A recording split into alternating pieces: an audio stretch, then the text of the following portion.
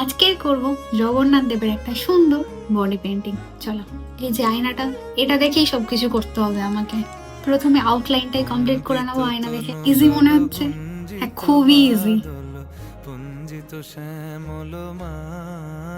এই তুলিটা এখন আমি ভাঙবো, কারণ এটা অসুবিধা হচ্ছে লেন্থের জন্য। এইবার করব ফাইনালি জগন্নাথ দেবকে।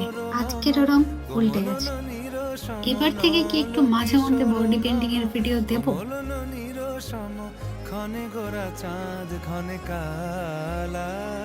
ব্যাকগ্রাউন্ডটা নিয়ে একটু কনফিউজ। দাঁড়াও দাঁড়াও, ফাইনাল লুকটা দেখাই।